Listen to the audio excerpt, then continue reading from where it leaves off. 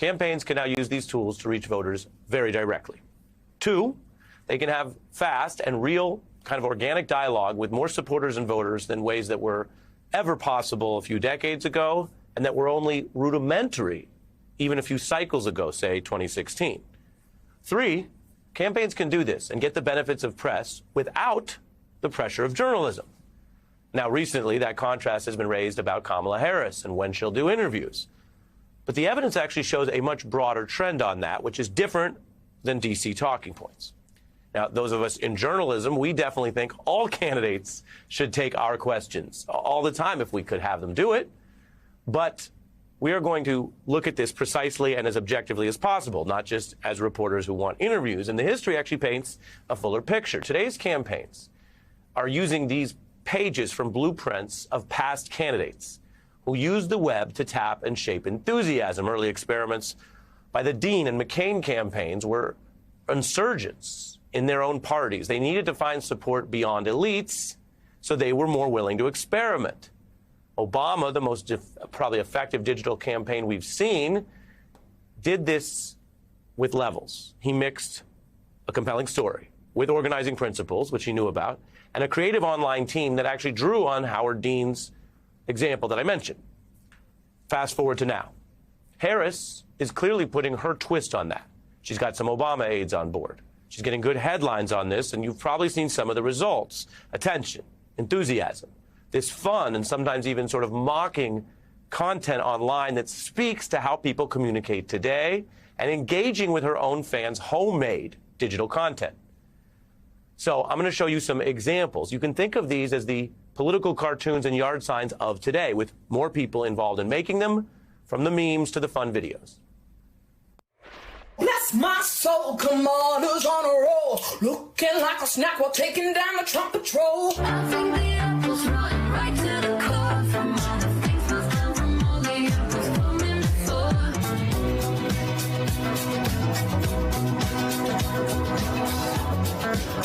Childless cat lady, I am running the whole country. Childless cat lady, meow meow. Watch out, JD.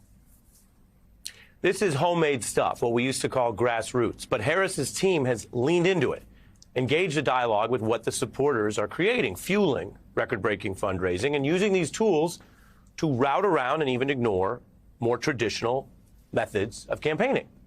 Now, that's a tactic both campaigns have used. I mentioned the calls for Harris to do more interviews faster. She hasn't done one in her first 3 weeks as a nominee, but she's done a lot before this. Republicans are pushing that line to criticize her campaign politics. Now, independent analysts and other reporters may have more good faith reasons to call for those interviews. It's too early to tell probably whether voters care about that, but the data shows most candidates have been stepping back for decades from those older norms. Take this example from the 70s, when most top candidates did regular journalistic interviews. And now back to Meet the Press, an unrehearsed press conference. Resuming our interview on Meet the Press, our guests in Boston are Massachusetts senatorial candidates Edward M. Kennedy, Democrat, and Josiah A. Spaulding, Republican. That was then, and that's what the candidates did. But this is an important prism for now and where we're headed in the next 2 months. They didn't have internet or podcasts or other alternatives there. When they wanted to reach, let alone broadcast to the whole nation, that was the only option. So polls needed those interviews more than today. Even putting Trump and Harris to the side, the history actually shows both parties previously did way more journalistic press conferences, and then they faded over time. In fact, this headline here shows a decline where there used to be dozens of press conferences early on, and now very few across both parties. Now, long before this campaign, Harris has actually experimented with alternative forms of communication. And you can see sort of the reasoning or the strategy. She's done it to humanize herself, especially on the way up, when the main thing people knew about her was that she was a prosecutor, and that came with pros and cons and a kind of baggage. She used it to engage in culture and hobbies that might seem authentic. Depends who you ask, but that's how she would share herself. Again, you're not going to cook on Meet the Press. And some of this fits right in with these broader trends for who tends to win the internet. Here are some of her examples from talking to Miley Cyrus to Keke Palmer. I'm nervous. Miley. Hello. Hi. How are you? I am honored and kind of a state of disbelief right now that I have you on my live. And I was about to go off, which would not have been cool, because I'm trying to get elected. It's a real pleasure to see you. It looks like a lovely kitchen. You know, we love getting into your fashions, okay? You always get a nice suit, but you're also casual, too, at the same time. We like the Converses. Will we ever get a Madam VP Converse line? Oh, that's interesting. I do love my Converse. I mean, you wear them well. I have all kinds of different colors and high top and low top. Talking about the Converse shoes. Now, you can call that conversations, you can call it campaigning, you can call it a type of interview. Most of those people wouldn't say that they are full-time national or political journalists, and that's okay. Now, another Harris hobby is cooking, which she has shared again through this different approach to media. And as the saying goes, let her cook. I don't want to suffer the consequences of our future president not liking my Indian food. Tell me about your cookbook, because I do have it in front of me. So what are you doing with the eggs? Okay, I can do whatever you want me to do because I feel now challenged by senators making tuna melts. Okay, Senator Harris, I say this with respect. You're kind of a show-off. It's like, meanwhile, it's taken me 20 minutes to do this much of ginger. A pot of water, a couple bay leaves, a little sugar, a little couple peppercorns. You could even do a little slice of orange, something like that. Oh, yes, hi. Yeah. Okay. You can do it one-handed. Yeah. You're a pro. Yeah, come on now. Okay. Come on now, little one-handed egg break, little laughter. Who doesn't like that? Well, there's an answer, as there often is in politics. The answer is her opponents and haters. They don't like that. And this brings us to another way that Harris's fans and this very nascent campaign are flipping the script on MAGA with digital tools and the coconuts. This is honestly one of those admittedly seemingly small things in politics that actually can become a big thing.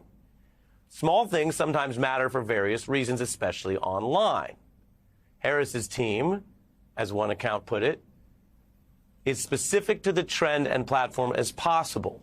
So they do small things like speaking in Gen Z language or making sure they're not forcing a trend just for the sake of doing it, as one Harris digital aide recently explained. Now, let me give you an example I bet you'll remember even if you haven't been fixated on all this internet stuff. There have been gaffes as long as there has been mediated politics. Some are unfair, some might seem unavoidable, like how the Dean scream, one moment for Howard Dean on a stage in Iowa, haunted Howard Dean for the rest of that campaign, and many people would say for a while after. Some of these gaffes are actually rooted in deeper problems, like double standards. I've never told you who to vote for, but I can tell you that there were withering, sexist cliches and coverage of Hillary Clinton, fixating on seemingly small things like her laugh, sound familiar, or her outfits, which was different than the treatment of male candidates in both parties.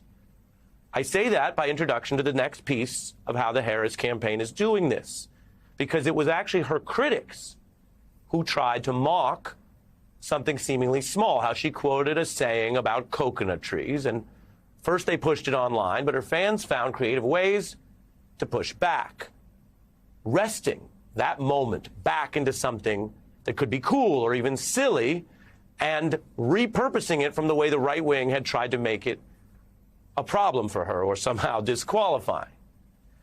And they got all the way to the point that Harris now sometimes sits atop a giant coconut on magazine covers.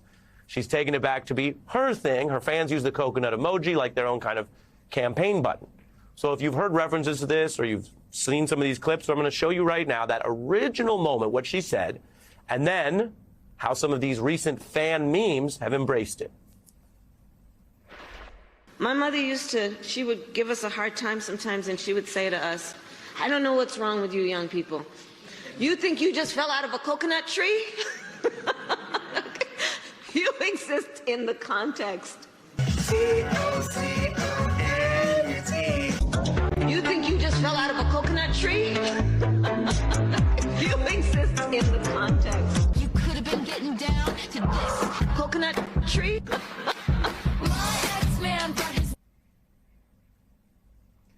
That last one is near and dear here on the beat because you have Taylor Swift remixed with the coconut reference becoming part of the beat of the song. Now, you could argue that's just fun online. You could argue that it has no particular ideology because they're just engaging with something that she was criticized for that tried to sort of quote her or turn that into a problem or a gaffe, and they took it back. But as I mentioned, you could also see other layering beneath that. Having lived through the degradation of other women candidates, women in public life and public officials, especially about the small things or the style things or the laughter things, you got a whole lot of people here who are empowered, who are good at this, and they're talking back. And the Harris campaign, if nothing else, is adaptive enough or smart enough to listen and engage it. Now, that last clip I showed among those memes had a Taylor Swift nod, as I mentioned. Does any of that actually help you go towards November to beat former President Trump? Republicans seem to think so. They have been openly panicking about the idea that Swift would endorse or help Democrats at all, pushing conspiracy theories, attacking her. A surefire sign that they get that this matters. Remember what I told you about Donald Trump? Publicity, TV obsessed. This is the new TV in some sense, and he and his team understand exactly how it works and why it can be so effective.